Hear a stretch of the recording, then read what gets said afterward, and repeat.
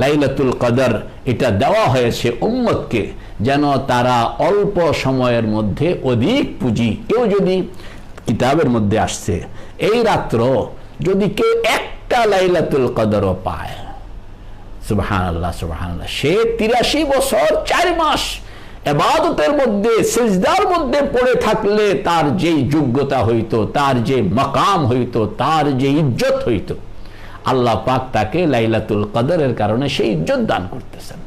তো এই যে পুরস্কার লাইলাতুল কদরটা হইল আমাদের অল্প হায়াতে আমরা পুঁজি বিপুল পরিমাণ যেন আহরণ করতে পারি।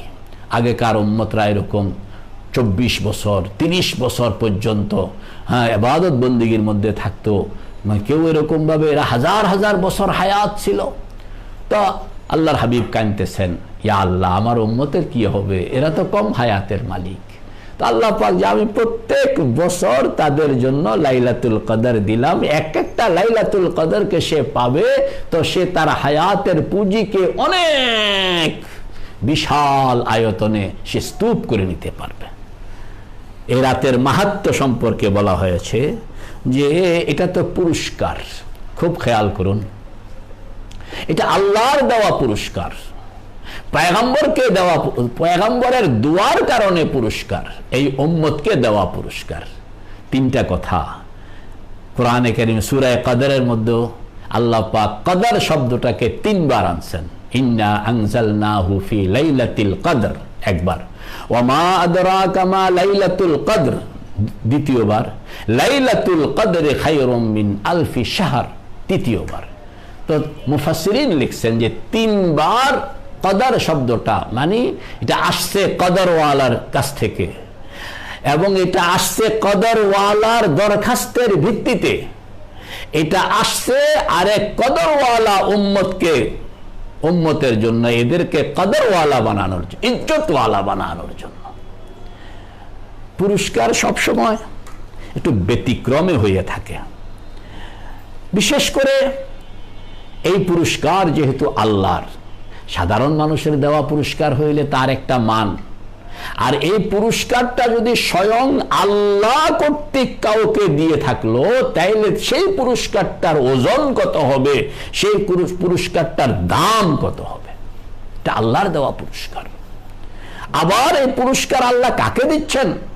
সাধারণ কাউকে না, এটা মুহাম্মদুর রাসূলুল্লাহ সাল্লাল্লাহু তাআলা আলাইহি ওয়া আলা আলিহি ওয়া আসহাবিহি আজমাইনের দোয়ার ভিত্তিতে। সুবহানাল্লাহ। তাইলে কার দোয়া? মুহাম্মদুর রাসূলুল্লাহর দোয়া, তাইলে পুরস্কারটা এরকম বড় হবে। আবার কার জন্য? যেই উম্মতকে আল্লাহ পছন্দ করেন, মুহাব্বত করেন, সেই উম্মতের জন্য। মেরে ভাই ও দোস্ত বুজুর্গ, লাইলাতুল কদর পুরস্কার, পুরস্কার সাধারণভাবে ব্যতিক্রম হয়, লাইলাতুল কদরও ব্যতিক্রম, অন্য কোনো হিসাবের সঙ্গে এটাকে মিলানো যায় না। আবার পুরস্কারটার কোয়ালিটি কি? মেহনত অল্প, সময় অল্প, কিন্তু প্রাপ্তি অসামান্য, বেশুমার প্রাপ্তি, পরিণাম অনেক বড়।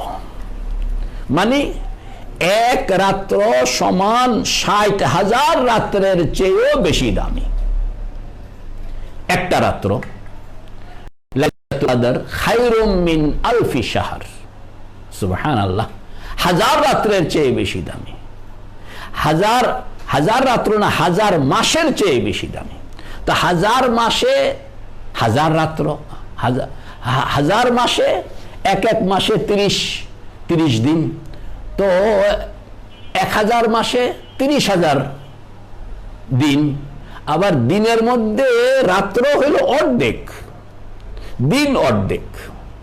এই হিসাবে আমাদের বুজুর্গরা বলেন যে এক রাত্র ইবাদত করলে আপনাকে 60,000 রাত্র ইবাদত করার সওয়াব আল্লাহ পাক দিচ্ছেন। সুবহানাল্লাহ।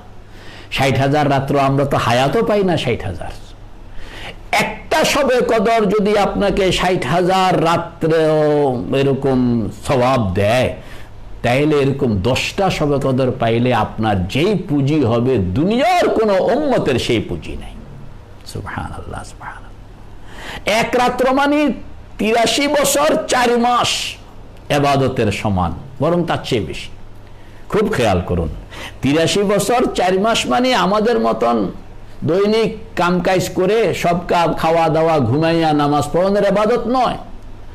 বলা হয়েছে কোনো বন্দা যদি খানা দানা পেশাব পায়খানা তার ঘুম নিদ্রা সব কিছু বাদ দিয়ে সে সেজদায় মাথা রাখলো, পড়ে গেল এবং এক সেজদায় সে 83 বছর 4 মাস পর্যন্ত এরকম সেজদায় পড়ে থাকলো, উঠলো না, তাইলে ইবাদত বন্দিগির এই লাইনে ওই 83 বছর 4 মাস সেজদায় পড়ে থাকা লোকটার আমল যে পর্যায়ে পৌঁছবে, আপনার একটা রাত্র আমল করণের দ্বারা আল্লাহ পাক আপনাকে ওই মাকাম পর্যন্ত পৌঁছায় দিবেন।